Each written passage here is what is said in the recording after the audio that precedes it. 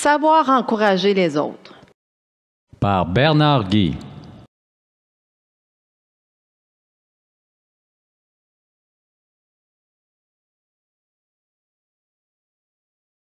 L'Épître aux Philippiens, chapitre 1, au verset 3 à 11.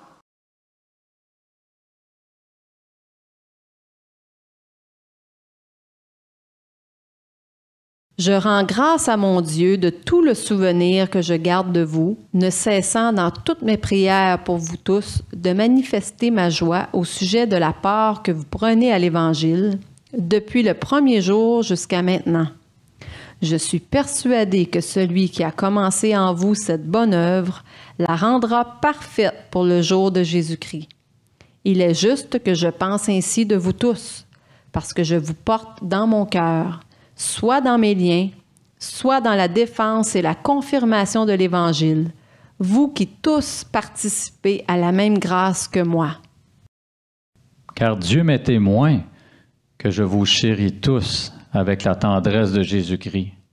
Et ce que je demande à mes prières, c'est que votre amour augmente de plus en plus en connaissance et en pleine intelligence pour le discernement des choses les meilleures, afin que vous soyez purs et irréprochables pour le jour de Christ, remplis du fruit de justice qui est par Jésus-Christ, à la gloire et à la louange de Dieu.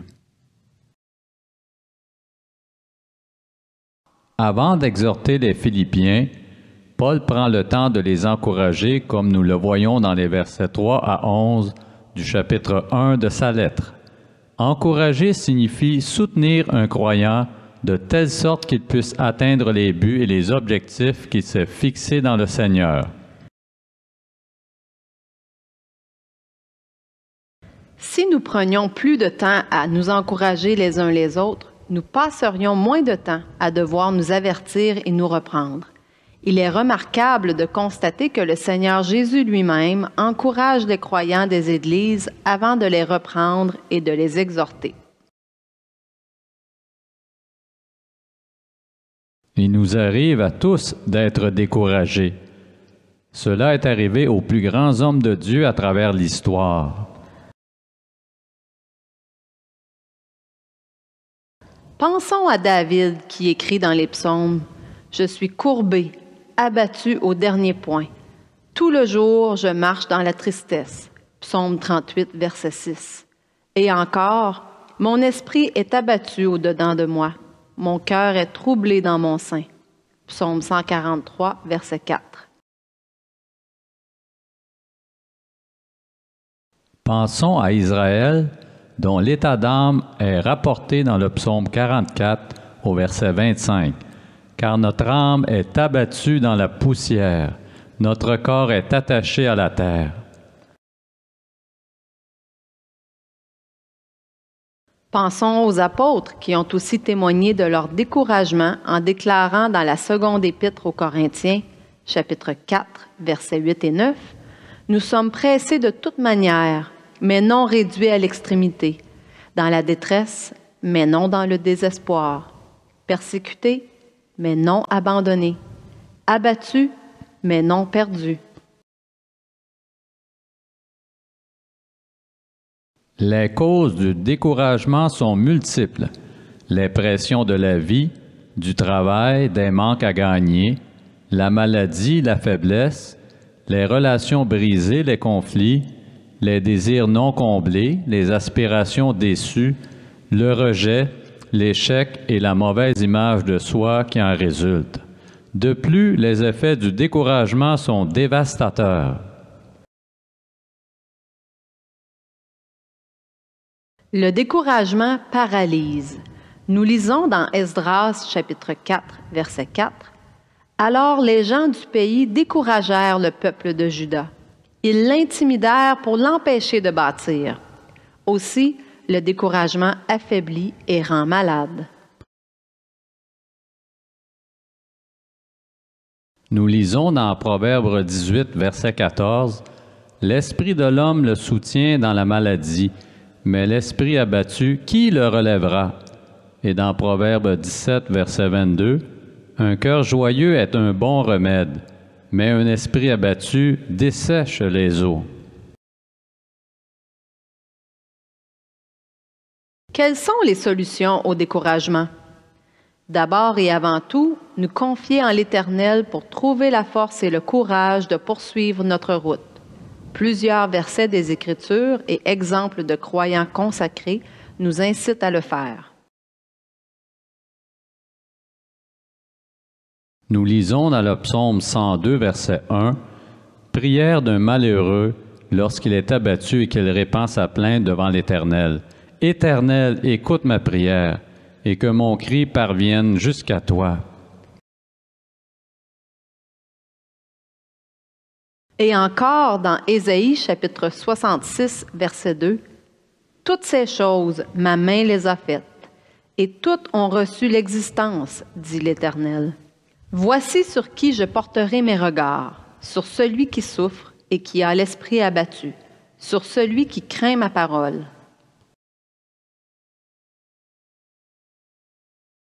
Et il y a aussi ce texte très fortifiant dans le livre d'Ésaïe, chapitre 40, au verset 28 à 31.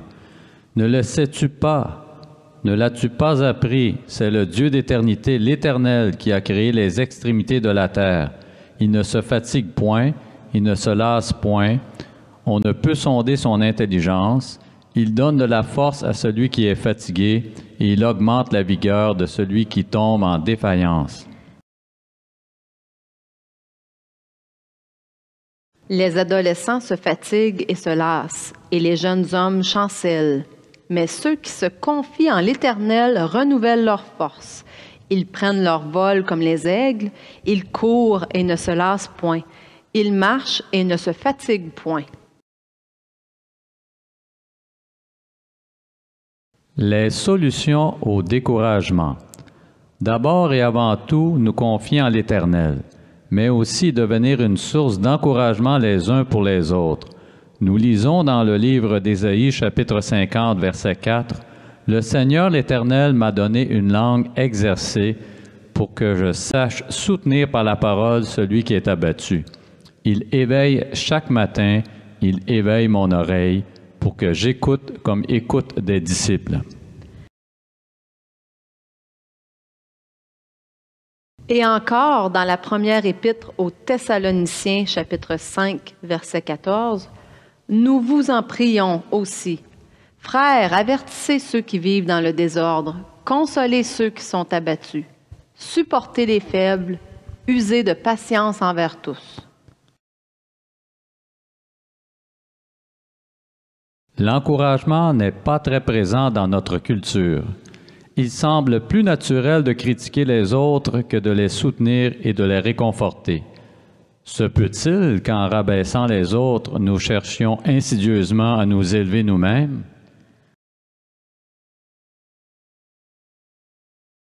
En passant notre temps à critiquer les autres, nous exposons l'orgueil et l'égoïsme de notre cœur. Mais en les encourageant et en les soutenant, nous révélons l'amour que Dieu déverse dans nos cœurs par le Saint-Esprit. Le premier élément du fruit de l'Esprit n'est-il pas l'amour? Cet amour qui édifie, qui élève, qui soutient et qui fait en sorte que les gens autour de nous reprennent goût à la vie et trouvent la force de poursuivre leur route. Au cœur de l'amour se trouve l'encouragement, et l'encouragement est essentiel au progrès et au développement de chacun.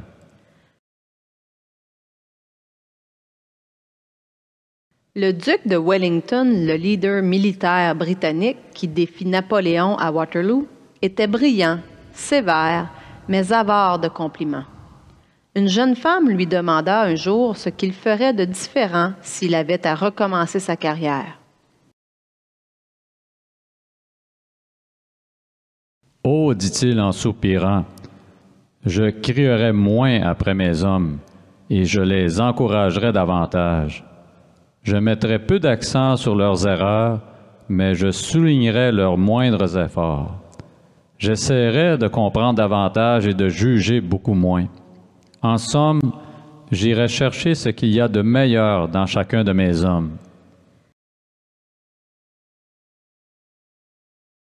N'est-ce pas l'équivalent de ne pas éteindre le lumignon qui fume, suivant l'exemple de Jésus? Matthieu, chapitre 12, verset 20.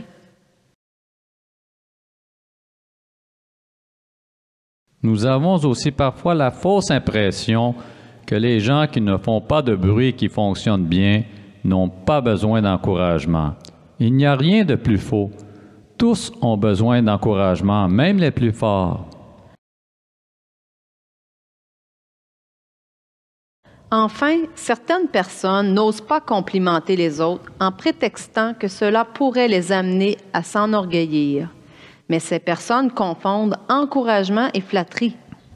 Entre cette louange exagérée que l'on adresse à quelqu'un par complaisance et les paroles qui inspirent courage et assurance, il y a un monde de différence.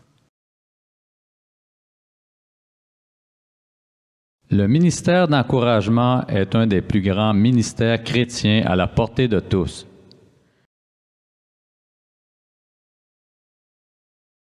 Une dame âgée, confinée à la maison à cause d'une mauvaise santé, priait Dieu de l'utiliser pour encourager les autres. Une idée plutôt originale lui vint à l'esprit. Jouer des hymnes au piano pour les malades et les désespérés. Elle fit mettre une petite annonce dans le journal qui disait « Une pianiste jouera pour vous chaque jour par téléphone vos chants et vos hymnes préférés. Le service est gratuit. » Quelques jours plus tard, le téléphone ne dérougissait pas. Cette dame put, à la gloire de Dieu, encourager une multitude de personnes à s'accrocher et à demeurer près du Seigneur.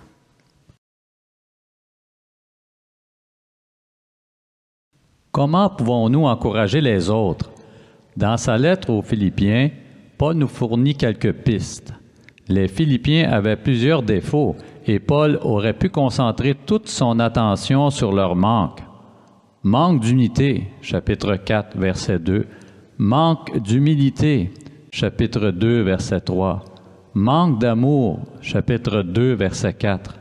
Mais il choisit plutôt de débuter sa lettre sur une note d'encouragement. Il y aurait un temps pour reprendre, exhorter et avertir, ce que Paul fait d'ailleurs plus loin dans sa lettre.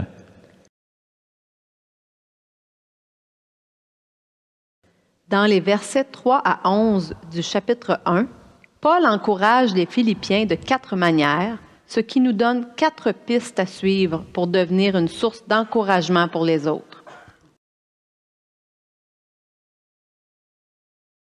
Une première façon. Encourager les autres est de leur dire que nous remercions Dieu pour eux et pour ce que nous voyons de positif dans leur vie spirituelle. Philippiens chapitre 1 au verset 3 à 5.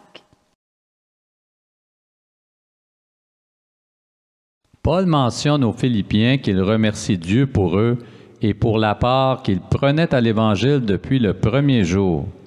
Par l'expression « la part que vous prenez à l'Évangile depuis le premier jour jusqu'à maintenant », verset 5, l'apôtre Paul fait référence en particulier aux diverses contributions financières des Philippiens à la cause de l'Évangile depuis le moment de la fondation de l'Église, 10 ans auparavant. Mais la part que les Philippiens prenaient à l'Évangile n'était pas financière seulement. Nous lisons dans Philippiens chapitre 1, verset 27 et chapitre 2 au verset 15 à 16 qu'ils étaient aussi engagés à défendre activement le message de l'Évangile dans leur milieu au prix de souffrances et de persécutions. Remerciez-vous Dieu pour les croyants qui vous entourent? Leur mentionnez-vous que vous remerciez Dieu pour eux? Remercier Dieu pour les autres nous incite à nous concentrer sur les aspects positifs de leur vie et non sur leurs manquements. Ne soyons pas avares de compliments, mais sachons souligner les efforts et les bons coups de chacun. Pourquoi ne pas apprendre à dire « Je remercie Dieu pour toi. Je suis fier de toi. Tu l'as eu. Formidable. C'est super.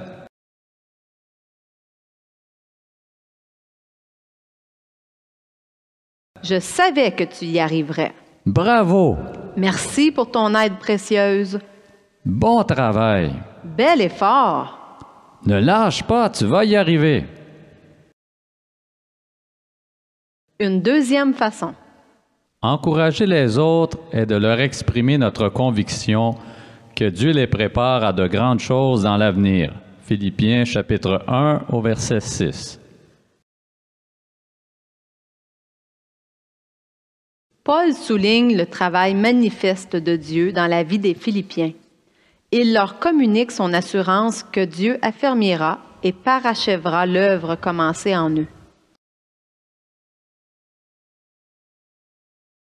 L'avenir paraît sombre pour plusieurs d'entre nous. La pénurie d'emploi, le coût de la vie qui augmente et les pressions morales d'une société de plus en plus dégradée. Tout cela nous amène à sérieusement douter qu'il y ait quelque chose de positif pour nous à l'horizon.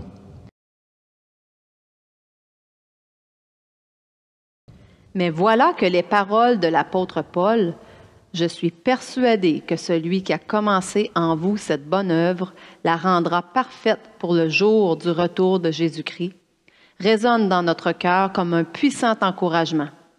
Dieu achèvera le chef-d'œuvre qu'il a commencé dans notre vie, à condition bien sûr que nous lui ayons un jour sincèrement donné notre vie.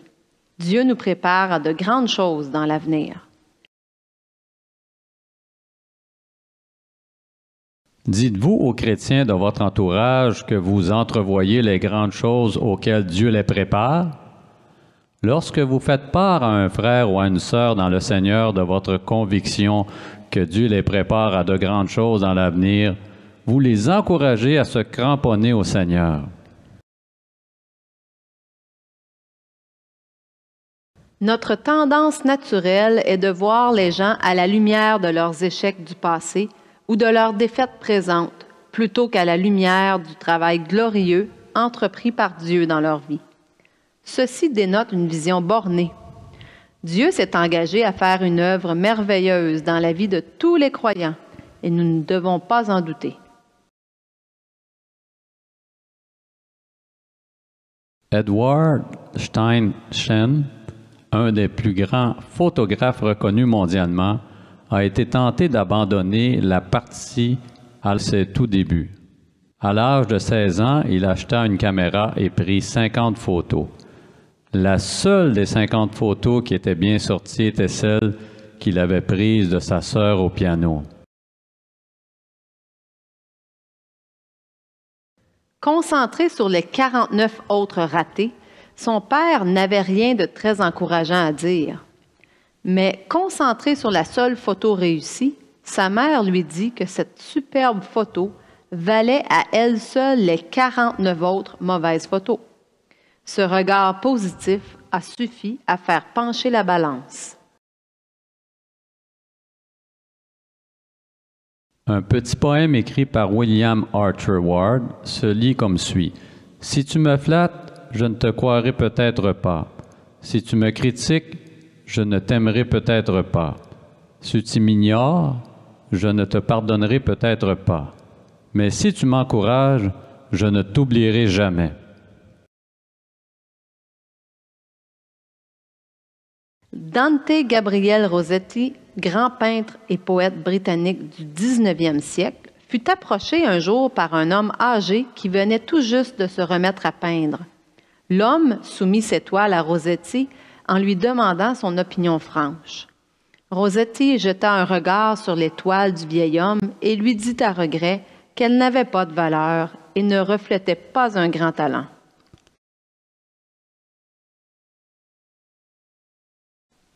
Quelque peu assombri, l'homme âgé relança Rossetti et lui demanda de jeter un regard sur une autre série de toiles faites par un jeune artiste peintre. Cette fois, le regard de Rossetti s'illumina. « Ce jeune artiste a beaucoup de talent, » s'exclama le peintre. « S'il est bien entouré et qu'il persévère dans son art, il deviendra un grand peintre. »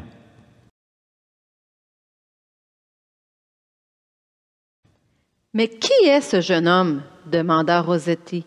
Le vieil homme devint tout ému. « Est-ce votre fils? » demanda le peintre. « Non, » lui répondit le vieil homme avec une voix triste. « Ce jeune homme, c'est moi, il y a 40 ans. Si seulement j'avais entendu votre mot d'appréciation il y a 40 ans, je ne me serais peut-être pas découragée et je n'aurais peut-être pas tout abandonné. Une troisième façon. Encourager les autres est de leur dire que nous les aimons. Philippiens chapitre 1 au verset 7 à 8. Paul mentionne aux Philippiens qu'il les affectionne beaucoup. Même en prison et alors qu'il défend sa cause devant les tribunaux romains, il pense souvent à eux. Philippiens chapitre 1, verset 7.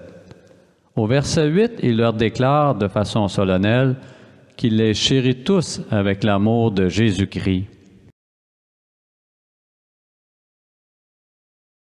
Il introduit sa déclaration d'amitié en disant « Car Dieu m'est témoin que ». Prendre Dieu à témoin était très sérieux à l'époque. Paul en appelle ici à Dieu pour assurer les Philippiens de la sincérité de son amour pour eux. Le verbe « chérir » en grec a le sens du verbe anglais « to long for », désirer vivement. L'expression « avec la tendresse de Jésus-Christ » signifie « avec la tendresse que Jésus-Christ met dans mon cœur pour vous ». Dites-vous aux gens que vous côtoyez, en commençant par les membres de votre famille, que vous les aimez. En quelles circonstances leur exprimez-vous votre affection? Est-ce important d'exprimer verbalement notre amour aux gens qui nous entourent?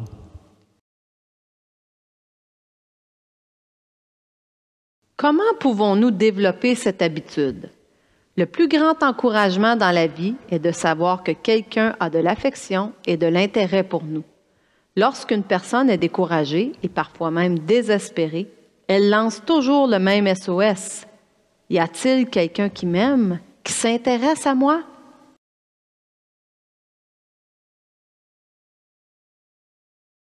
Marie sut depuis toujours qu'elle était différente des autres enfants et cela la faisait souffrir. Elle était née avec un bec de lièvre et endurait depuis qu'elle était petite les propos moqueurs et méchants de ses camarades.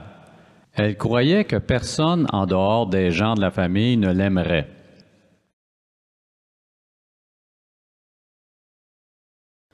Jusqu'au jour où elle rencontra son nouveau professeur de 3e, Madame Léonard, une femme au visage rond et bienveillant.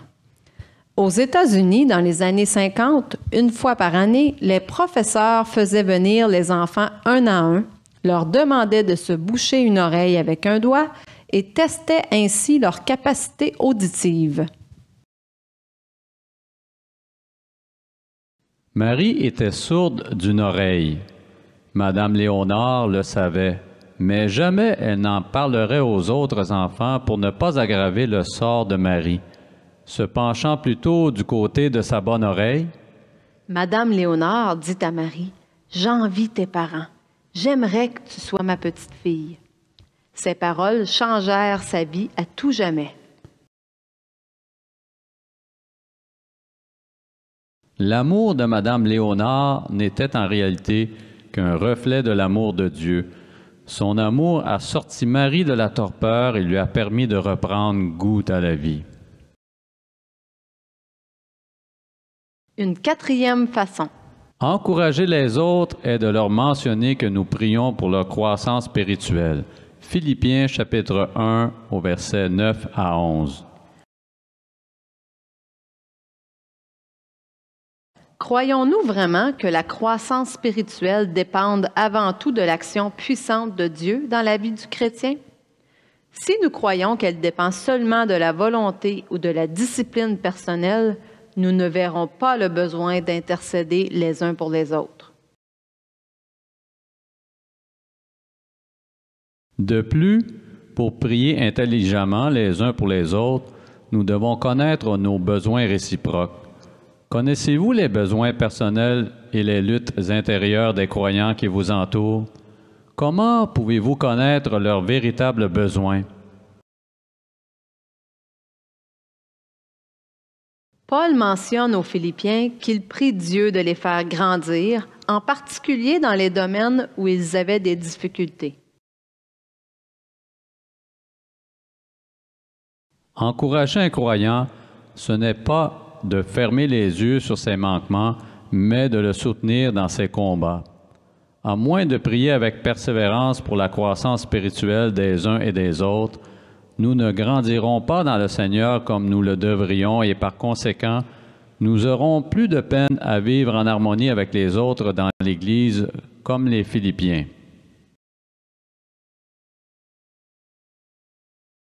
Conclusion. Nous encourager les uns les autres est vital. Mais comment développer cette habitude alors que nous avons grandi dans un contexte où les gens se critiquent constamment les uns les autres?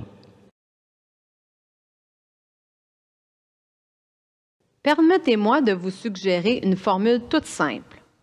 Pour chaque critique, 3 encouragements. Appliquez cette formule avec persévérance, quitte à le faire de façon mécanique au début, et vous verrez l'impact immense que l'encouragement peut avoir dans la vie des gens qui vous entourent. En encourageant les autres, nous pouvons changer le cours de leur vie. N'est-ce pas un ministère puissant que nous pouvons tous exercer au nom du Seigneur et pour sa plus grande gloire? Terminons cette brève réflexion sur l'encouragement par une histoire reprenant le leitmotiv populaire de « Passer au suivant ». Andor Foldes, pianiste de renom, raconte comment un baiser sur le front l'a encouragé à continuer sa carrière. Alors qu'à l'âge de 16 ans, il traversait une période difficile de sa vie, un grand pianiste du nom de Emil von Sauer vint donner un concert à Budapest où habitait Andor à l'époque. Le grand pianiste était le dernier élève encore vivant du grand pianiste hongrois Franz Liszt. Sauer demanda au jeune Foldes de jouer quelques pièces pour lui. Après sa prestation, Sauer se leva, s'avança vers Foldes et l'embrassa sur le front en le félicitant pour sa performance. « Mon enfant, » lui dit Sauer, « lorsque j'avais ton âge, je devins un élève de Liszt. » Après ma première leçon, celui-ci m'embrassa sur le front en me disant « Montre-toi digne de ce baiser, car je l'ai moi-même reçu de Beethoven, qui me l'a donné après que j'ai joué pour lui. » J'ai attendu plusieurs années avant de passer cet héritage à quelqu'un qui le méritait. Et toi-même seras tenu un jour de le passer à un jeune élève méritant. Que le Dieu de la persévérance et de la consolation vous donne d'avoir les mêmes sentiments les uns envers les autres selon Jésus-Christ. Romains chapitre 15, verset 5.